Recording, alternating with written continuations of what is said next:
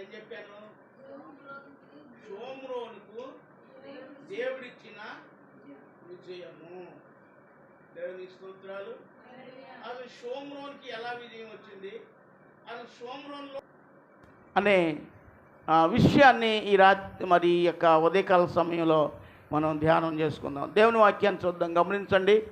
షోమ్రోన్లో బహు భయంకరమైన కరువు వచ్చింది. ఏం చెప్పండి? షోమ్రోనులో క్షామము కలిగింది, కరువు వచ్చింది. ఏమొచ్చింది చెప్పండి? కరువు వచ్చింది. ఎంత కరువు వచ్చింది అంటే చాలా భయంకరమైన కరువు వచ్చింది. ఇది మనం చదువుకుందాం దేవుని యొక్క వాక్యంలో.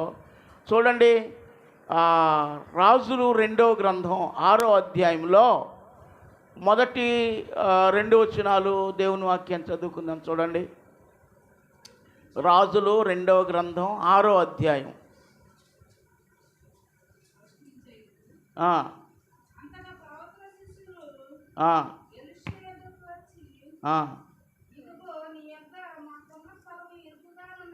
అమ్మా, ఎక్కడ చదువుతున్నారు? కాదు కాదు,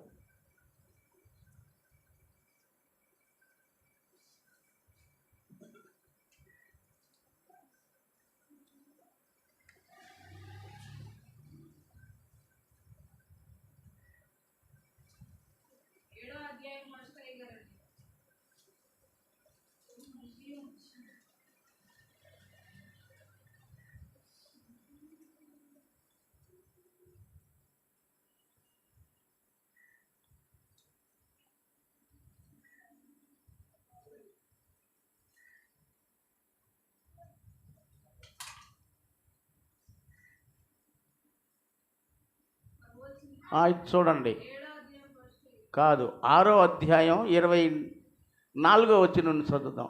6వ అధ్యాయము 24. అటు తరువాత సిరియా రాజు అయిన బెన్హెదదు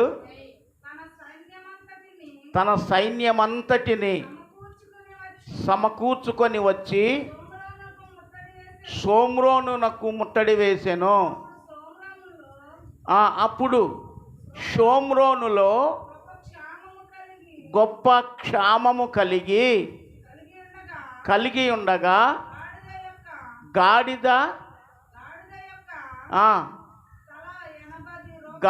యొక్క తల 80 రూపాయలు, అరపావు పావురపు రెట్ట 5 రూపాయలను అమ్మబడెను. దేవునికి స్తోత్రం చెప్పండి. హల్లెలూయా. దేవుని స్తోత్రం చేద్దాం. హల్లెలూయా.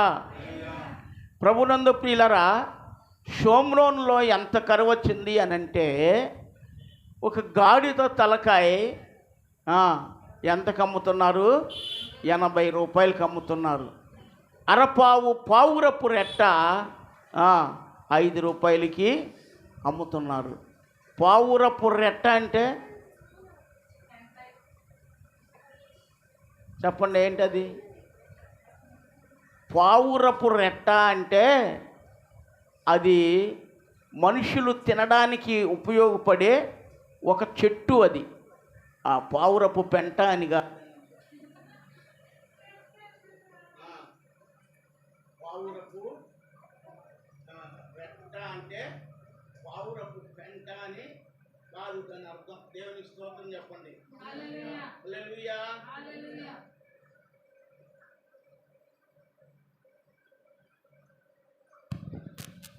కనుక ఇంత భయంకరమైనటువంటి కరువు ఎక్కడుంది? షోమ్రోనులో ఉన్నది. దేవుని స్తోత్రం చెప్పండి. హల్లెలూయా, హల్లెలూయా. కనుక ప్రియులరా, ఈ షోమ్రోను పట్టణం బహు భయంకరమైన పట్టణమై ఉంటా ఉంది. అందువల్ల ఈ యొక్క షోమ్రోను పట్టణం దేని చేత బాధపడుతుంది అంటే కరువు చేత ఇబ్బందిగా ఉన్నది. దేవుని స్తోత్రాలు. హల్లెలూయా, హల్లెలూయా. ఇంకా దేవుని యొక్క వాక్యాన్ని మనం జ్ఞాపకం చేసుకున్నట్లయితే ఇది 6వ అధ్యాయంలోనే ఇక్కడ ఏమని వ్రాయబడింది అని అంటే,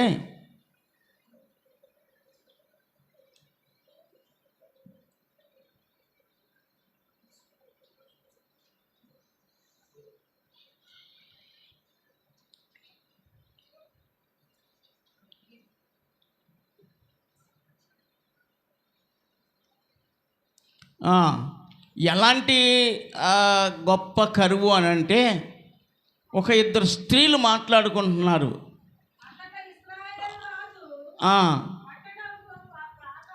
పట్టణపు ప్రాకారము మీద సంచారము చేయగా ఒక స్త్రీ రాజును చూచి, రాజు అయిన నా ఏలినవాడా సహాయము చేయమని కేకలు వేయుట విని, యెహోవా నీకు సహాయము చేయనిదే నేను ఎక్కడ నుండి నీకు సహాయము చేయగలను? కళ్ళములో నుండి ఏమైనను, ద్రాక్ష గానుగుల నుండి ఏమైనను, ఏదైనా నీకు కళ్ళముల నుండి కానీ ద్రాక్ష గానుగుల నుండి కానీ నీకు సహాయము చేయవలదు అని చెప్పి ఆ స్త్రీతో మాట్లాడుతుంటాను. అయితే ఆ స్త్రీ అంటుంది, అది కాదయ్యా, అది కాదు అని చెప్పి ముందుకు మాట్లాడుతూ ఏమంటా ఉందంటే, ఈ స్త్రీ నన్ను చూచి నేటి ఆహారమునకు నీ బిడ్డను ఇమ్ము, రేపు మనము నా బిడ్డను భక్షించుదము అని చెప్పినప్పుడు నా బిడ్డను వంట చేసుకొని తింటిమి. అయితే మరునాటి ఉదయమున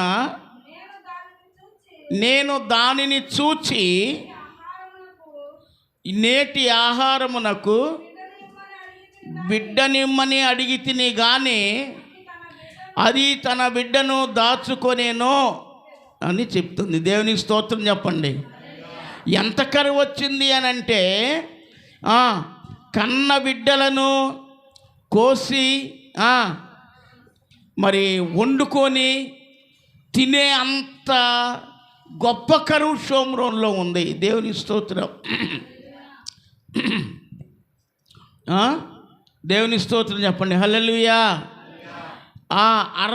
మరి 80 రూపాయలకి గాడిద తలకాయ, 5 రూపాయలకి అరపావు పావురపు రెట్ట,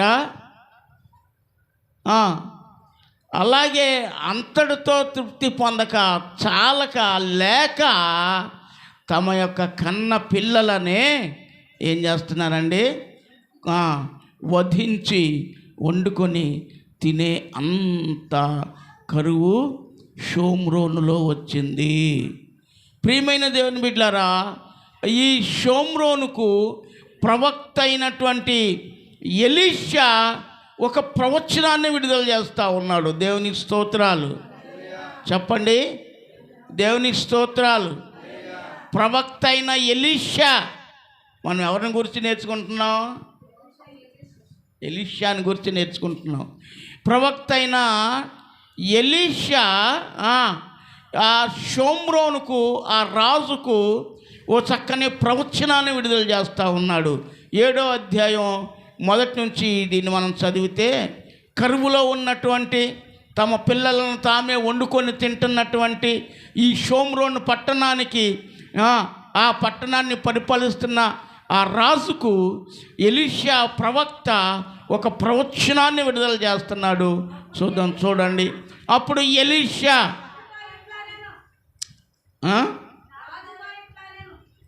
ఎలీషా రాజుతో ఇట్లా, నేను యెహోవా మాట ఆలకించుము. యెహోవా సెలవిచ్చినది ఏమనగా, రేపు ఈ వేళకు షోమ్రోను ద్వారమందు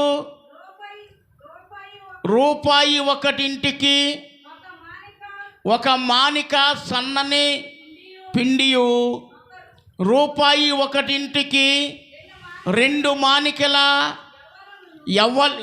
యవ్వలను అమ్మబడును అని ప్రవక్త ఏం విడుదల చేస్తున్నాడు? ప్రవచనాన్ని విడుదల చేస్తూ ఉన్నాడు.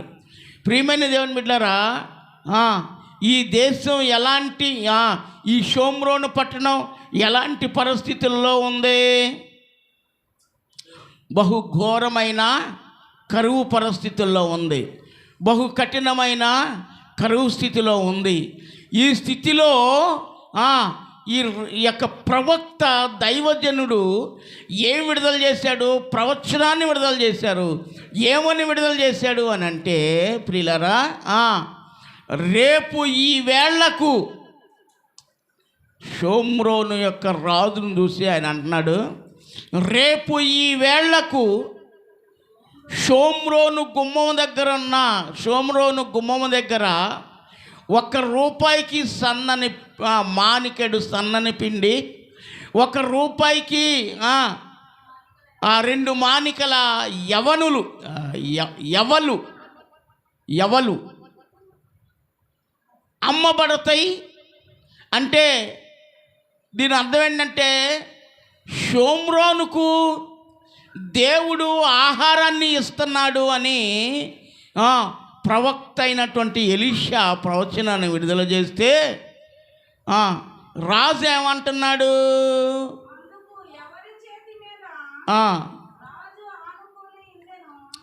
ఎవరి చేతి మీద రాజు ఆనుకొని ఉండెనో ఆ అధిపతి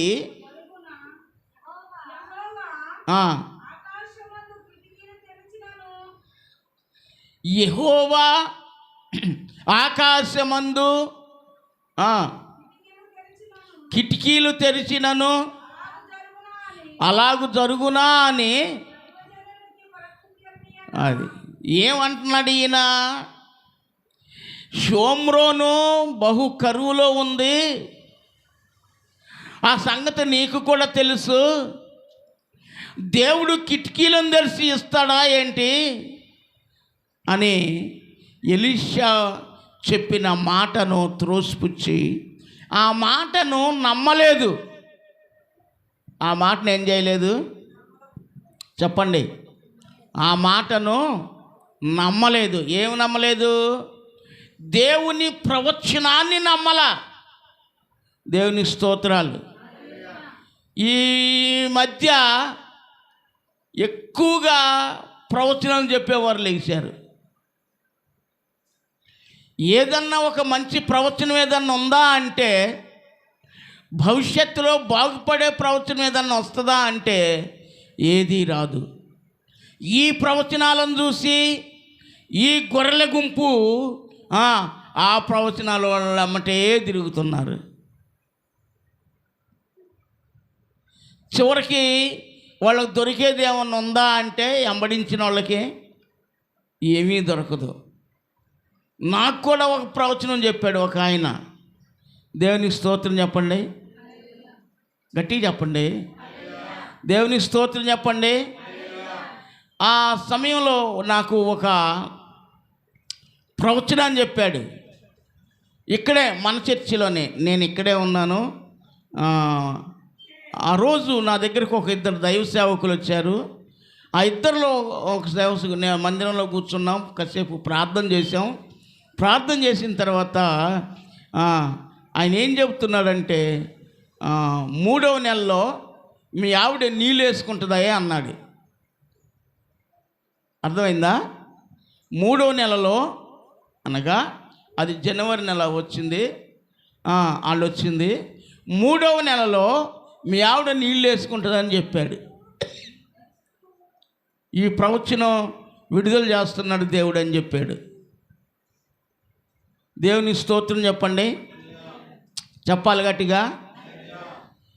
ఆ ప్రవచనం చెప్పి దరిదాపు 7-8 సంవత్సరాలు అవుతుంది.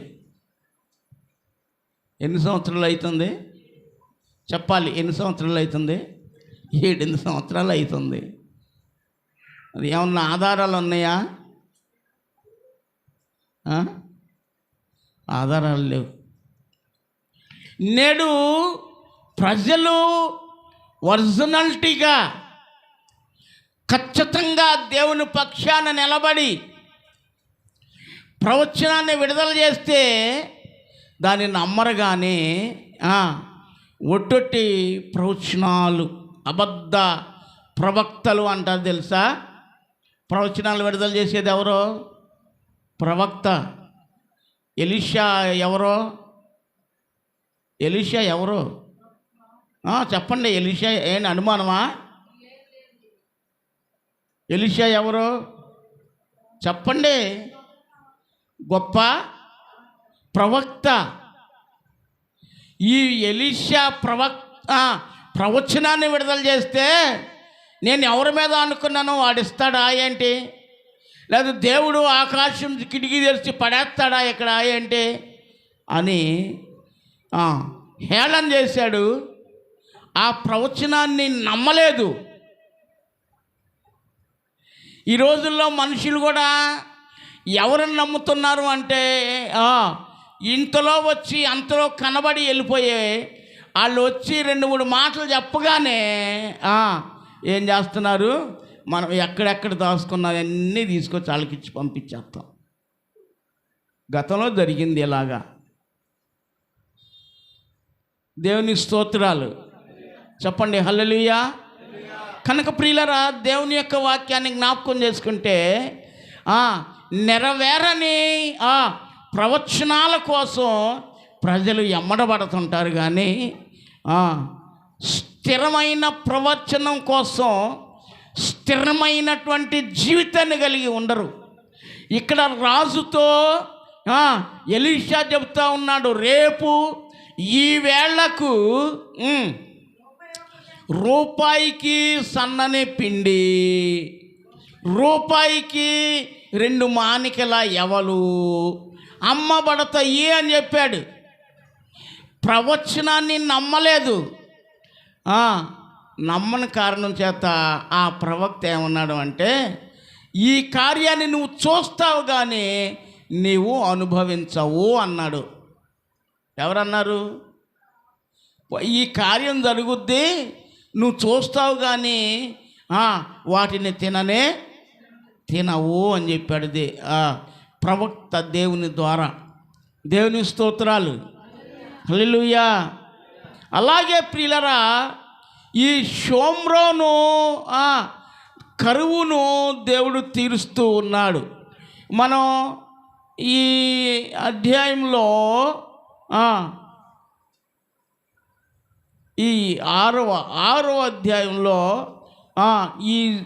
ఈ షోమ్రోను పట్టణాన్ని ముట్టడి వేసింది ఒక సైన్యం. ఇక్కడ 7వ అధ్యాయంలో కూడా ఉంది. చూడండి, ఈ వచనాన్ని మనం చూద్దాం. చూడండి 3వ వచనం.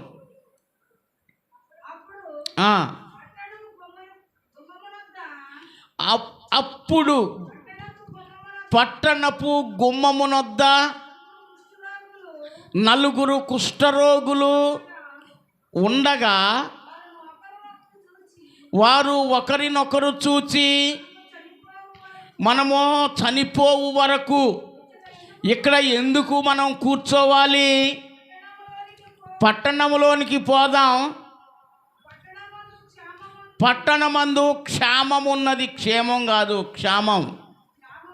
క్షామమున్నందున అక్కడ చనిపోదుము.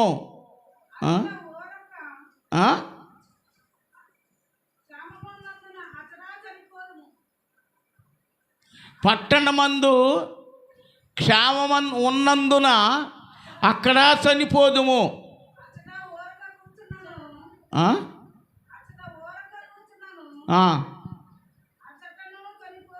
గుమ్మం దగ్గర ఊరకనేలా కూర్చొని ఉన్నా సరే మనం చనిపోతాం. పదండి, సిరియనుల దండుపేటలోనికి పోవుదము రండి. వారు మనలను బ్రతకనిచ్చిన బ్రతుకుదము, మనలను చంపిన సత్తుమని అని చెప్పుకొనిరి. దేవుని స్తోత్రం చెప్పండి. హల్లెలూయా. ఈ షోమ్రోను ప్రవక్త ఏం చెప్పాడు? ఈ గుమ్మం దగ్గర, షోమ్రోను గుమ్మం దగ్గర రేపు ఈ వేళ్లకు ఇలా అమ్మబడుతుంది ఆహారం అని చెప్పాడు కదా. ఈ గుమ్మం దగ్గర ఎవరు ఉన్నారు అని అంటే 4 కుష్ఠరోగులు ఉన్నారు. ఎవరున్నారు? 4 కుష్ఠరోగులు ఉన్నారు. వీళ్ళు బయట గుమ్మం దగ్గర కూర్చొని ఆలోచన చేస్తున్నారు, ఇక్కడుండి మనం చచ్చిపోవాలా, పట్టణంలోకి పోదాంపా, ఆహారం కోసం ఏదో ఒక రకంగా మనం జొరబడదామని చెప్పి అనుకున్నారు. అక్కడ కరువు ఉంది కాబట్టి అక్కడ మనం చచ్చిపోవాలా ఎందుకు అని చెప్పి ఈ షోమ్రోను పట్టణాన్ని సిరియా సైన్యం ముట్టడి వేసింది. షోమ్రోను పట్టణాన్ని చెప్పండి, సిరియా సైన్యం ముట్టడి వేసింది. వీళ్ళు లేచి ఏమనుకుంటున్నారంటే, అబ్బాయి మనం సిరియన్ల దండుపేటలోనికి వెళ్దాం, వాళ్ళు మనల్ని బ్రతకనిస్తే బ్రతుకుదాం, లేదు చంపితే చచ్చిపోదాం. ఎందుకు దండుపేటలోకి వెళ్ళేది అని అంటే, అక్కడ ఆహారం, ఇప్పుడు వాళ్ళు ఈ షోమ్రోను మీదకి యుద్ధానికి వచ్చారు అని అంటే వాళ్ళు సకలం ఆహారం అన్నీ కూడా సిద్ధపరచుకొని వస్తారన్నమాట. ఒక రోజులో జరగదు కదా యుద్ధం. అందుకోసం వారికి కావలసినటువంటి అన్ని సామాగ్రి సిద్ధపరచుకొని వచ్చుంటారు కదా. అక్కడికి వెళ్ళి ఆహారం ఉంటే తిందాం, వాళ్ళు మనల్ని బ్రతకనిస్తే బ్రతుకుదాం, లేకపోతే చచ్చిపోదాం అని చెప్పి వీళ్ళు ఎక్కడికి బయలుదేరారు అంటే సిరియనుల దండుపేటలోనికి బయలుదేరారు. ఇది ఏ టైం? సందకాడ అంటే సందకాడ అంటారు కదా, సందకాడ అంటారు కదా, అంటే 6 గంటల నుంచి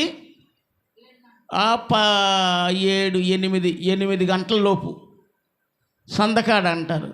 సంధ్యవేళ, సంధ్య చీకట్లో వీళ్ళు ఏం చేశారంటే అక్కడికి వెళ్ళారు, దండుపేటలోనికి వెళ్ళారు. ఇప్పుడు ఈ మన అంశం ఏంటి? నేను చెప్పింది మీకు షోమ్రోనుకు దేవుడిచ్చిన విజయం. దేవుని స్తోత్రం చెప్పండి. హల్లెలూయా. ఇప్పుడు ఈ షోమ్రోన్ని ఎలా పోషించబోతున్నాడో దేవుడు, ఈ షోమ్రోనికి ఎలా విజయం ఇవ్వబోతున్నాడో దేవుడు, ఇక్కడ ముందుకు మనం చదివితే కనుక దేవుని యొక్క వాక్యం అక్కడ ఉంది. ఈ 4 కుష్ఠరోగులు బయలుదేరి వెళ్తున్నారు. ఎక్కడికి వెళ్తున్నారు? ఆ సిరియనుల దండుపేటలోనికి వెళ్తున్నాళ్ళు. వాళ్ళు మనల్ని ఉంచితే ఉంచుతారు, చంపితే చంపుతారు, ఏమైనా సరే ఆకలి తీర్చుకోవాలి అని అక్కడ బయలుదేరి ఎక్కడికి వెళ్ళారు? ఆ సిరియన్ల దండుపేటలోకి వెళ్తున్నారు, పేట దగ్గరికి వెళ్తున్నారు. వీళ్ళు వెళ్తూ ఉంటే ఎలాంటి పరిస్థితి అద్భుతం జరిగిందో తెలుసా? ఇక్కడ దేవుడు ఈ 4 ఉపయోగించి చాలా గొప్ప అద్భుతాలు చేశాడు. అక్కడ ఏముంది, ఏం జరుగుతుంది అని అంటే చదవండి.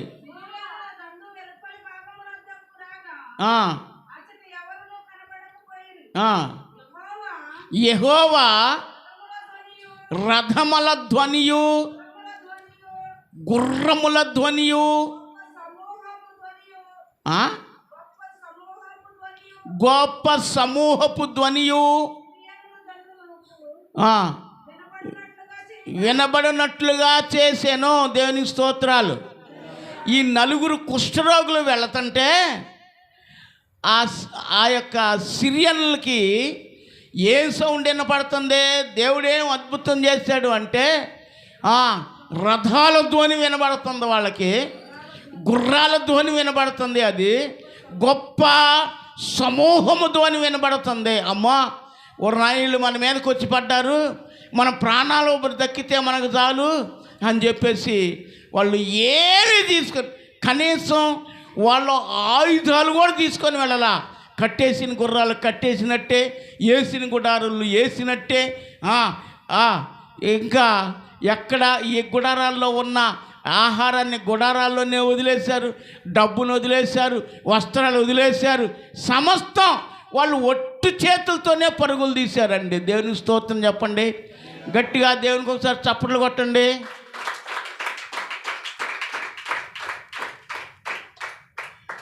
స్తోత్రం చేద్దాం. హల్లెలూయా. చూడండి దేవుని ప్రియరా, ఎలాంటి అద్భుతం అంటే ఈ షోమ్రోను రాజు ఆ యొక్క సిరియన్ల మీద యుద్ధం చేయకుండానే సిరియన్లు ఏమైపోయారు అని అంటే వారికి ఉన్న ఒంటి మీద ఉన్న బట్టలు తప్ప వారు యుద్ధం చేసే ఆయుధాలతో సహా వదిలేసి వెళ్ళిపోయారండి. ఎంత గొప్ప అద్భుతం చేశాడు దేవుడు! ఎంత గొప్ప అద్భుతం చేశాడు తెలుసా? చాలా గొప్ప అద్భుతం చేశాడు. చాలా అద్భుతం చేశాడు. ఈ రథాల ధ్వనికి, ఈ గుర్రాల ధ్వనికి, ఈ గొప్ప సమూహము ధ్వనికి ఏమైంది అని అంటే సిరియన్లందరూ కూడా పారిపోయి ప్రాణాన్ని దక్కించుకున్నారు. ప్రియమైనటువంటి దేవుని బిడ్డలారా, దేవుని వాక్యాన్ని జ్ఞాపకం చేసుకుంటే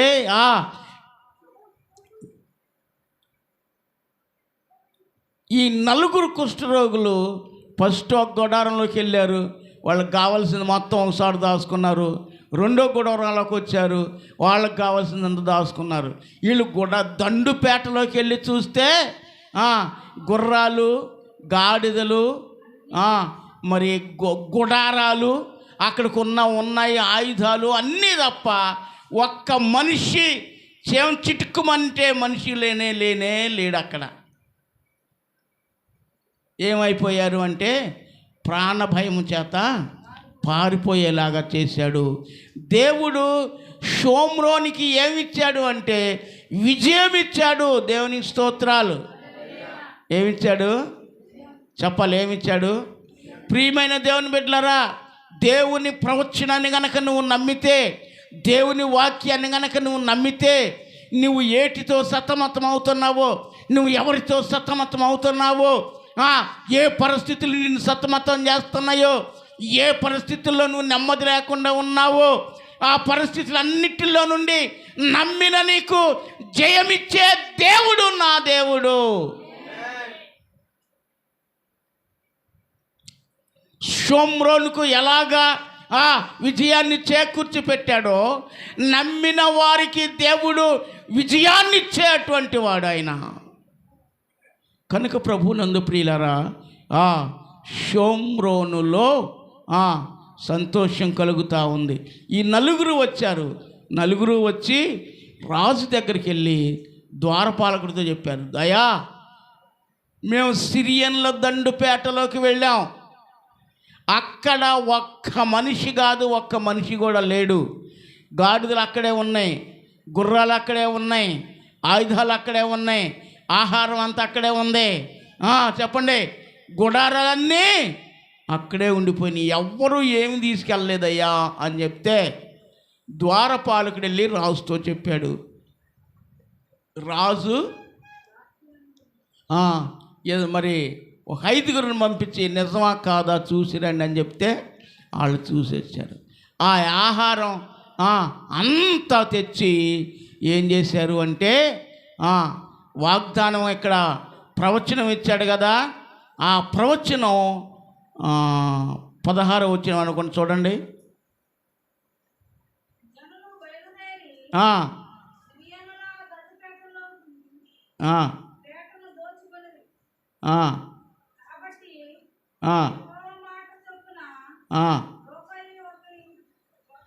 కాబట్టి యెహోవా మాట చొప్పున రూపాయి 1కి ఒక మానికడు సన్నన పిండి, 2 మానికల ఎవలు అమ్మబడెను. దేవుడు ప్రవక్త ద్వారా విడుదల చేసిన ప్రవచనం ఏమైంది చెప్పాలి? ఏమైంది చెప్పండి? రాజు రైటా, ప్రవక్త రైటా? ఆ? రాజు నమ్మాడా? నమ్మలా. చూశాడు. ప్రవక్త చెప్పాడు కదా, నువ్వు చూస్తావు కానీ వాటిని అనుభవించవు అన్నాడు. అలాగే చూశాడు. ఆ తర్వాత ఏమైపోయాడు తెలుసా? మరణించాడు ఆయన. కనుక ప్రియులరా, దేవుడు నీకు ప్రవచనాన్ని విడుదల చేశాడు అని అంటే ఆయన తప్పనిసరిగా ప్రవచనాన్ని నెరవేర్చే దేవుడు. నీకు ఏదైనా ఒక వాగ్దానాన్ని ఇచ్చాడు అని అంటే ఆ వాగ్దానాన్ని నెరవేర్చే దేవుడు. వాగ్దానం కరెక్టే, కానీ దానిని పొందుకోలేనటువంటి నీవు మనం అందరం కూడా ఎంత మాత్రం కూడా కరెక్ట్ కానే. చెప్పండి, కరెక్ట్ కాదు. దేవుని స్తోత్రాలు, హల్లెలూయా. కనుక దేవుడు నీకేదైనా వాగ్దానం ఇస్తే వాగ్దానాన్ని ఎత్తుపట్టి ప్రార్థన చేయాలి. లేదు అనంటే ఇక్కడ వాక్యాన్ని మనం గమనిస్తే ఎలీషా ప్రవక్తకు దేవుడు సెలవిచ్చినటువంటి ఆ ప్రవచనాన్ని రాజుతో విడుదల చేశాడు. రాజు నమ్మలేదు. నమ్మనటువంటి వారుగా నీవు ఉంటే గనక ఆ వాగ్దానం నువ్వు చూడలేవు, కానీ నీ తర్వాత వారినైనా సరే నువ్వు చూడవు, కానీ అది వేరే ఇతరులు దాన్ని అనుభవిస్తారు అని ఇక్కడ దేవుని వాక్యం మనకు తెలియజేస్తుంది. ఎందుకనంటే రాజుతో చెప్పాడు, వాగ్దానం ఇస్తే, ప్రవచనాన్ని ఇస్తే ఆయన ఏమన్నాడంటే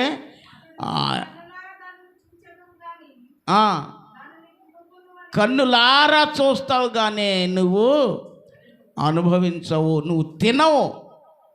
నీ ప్రజలు తింటారు కానీ నువ్వు తినవు. నీ ప్రజలు అనుభవిస్తారు కానీ నువ్వు అనుభవించవు. నీ ప్రజలు తృప్తి పడతారు కానీ నువ్వు తృప్తి పడవు. కనుక నీవు మనం ముందుకు అదే చదివినట్లయితే ఆయన ఏమవుతాడంటే చనిపోతాడు.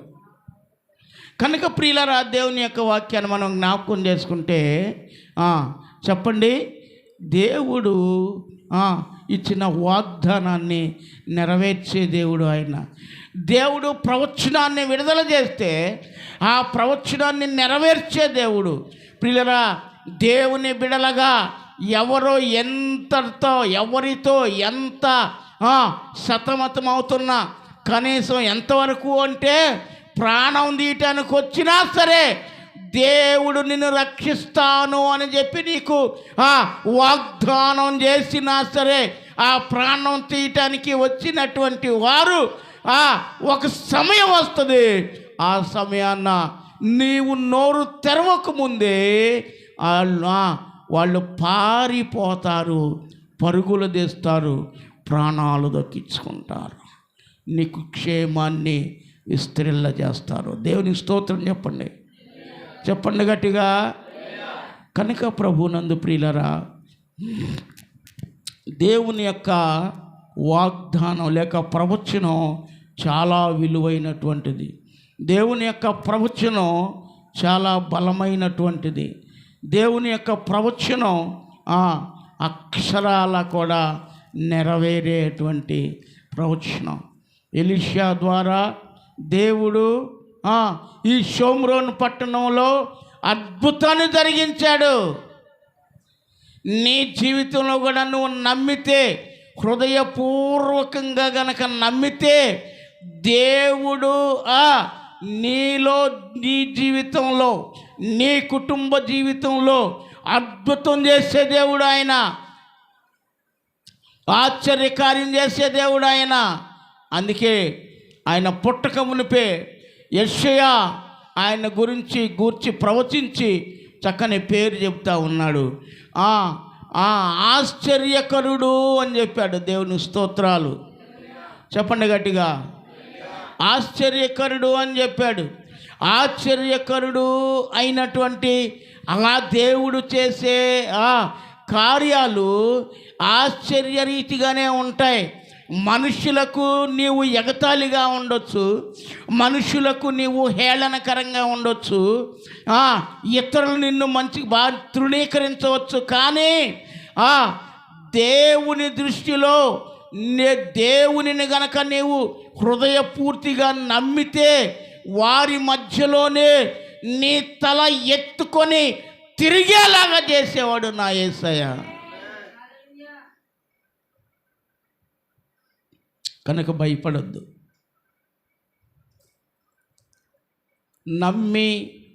నమ్మనట్టు ఉండొద్దు. నమ్మినట్టుగానే ఉంటాం, కానీ అది నమ్మం. చివరకు నమ్మినట్టుగా ఎప్పుడు ఉంటావో అప్పుడే ఎల్లవేళలా ఆ నమ్మకాన్ని దృఢంగా ఉంచుకుంటే దేవుడు నీ జీవితంలో అద్భుతం చేస్తాడు, ఆశ్చర్యకార్యాలు చేస్తాడు, ఇతరులు సిగ్గుపడేలా చేస్తాడు. అండ్ తప్పుగా అది దేవుని యొక్క వాక్యం. ప్రాణభయంతో పారిపోయింది సిరియా సైన్యం. ఏం పట్టుకెళ్ళారు? ఏమీ పట్టుకెళ్ళలా. దోసుకున్నారా? ఇప్పుడు సోమరోని మొత్తం అదంతటిని ఏం చేసింది?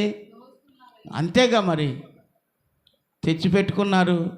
దాన్ని ప్రవక్త ఏమైతే చెప్పాడో నలుగురు ఎవరో కుష్ఠరోగులు కూర్చున్న ఆ గుమ్మం దగ్గరే ఈ షోమ్రోనుకి ఆహారాన్ని సమృద్ధిగా అందించాడు ప్రభు అయిన యేసుక్రీస్తు ప్రవక్త అయిన ఎలీషా ద్వారా. దేవుని స్తోత్రాలు. ఇక్కడ షోమ్రోనికి దేవుడు విజయాన్ని ఇచ్చాడు. ఇక్కడ షోమ్రోనులో ఉన్న లోటును, కరువును దేవుడు తీర్చాడు అని దేవుని యొక్క వాక్యంలో మనం నేర్చుకుంటూ ఉన్నాం. కాబట్టి ప్రియులరా, నీ పరిస్థితి ఏదైనా అది నీకు అసాధ్యమే, ఇతరులకు అసాధ్యమైన నా దేవుడు దాన్ని సాధ్యం చేసి చూపించే దేవుడు. అందుకోసమే ఆయనకు అవకాశం ఇవ్వండి, అందుకోసమే ఆయనకు స్థలం ఇవ్వండి. అందుకోసం ఆయన అన్నాడు,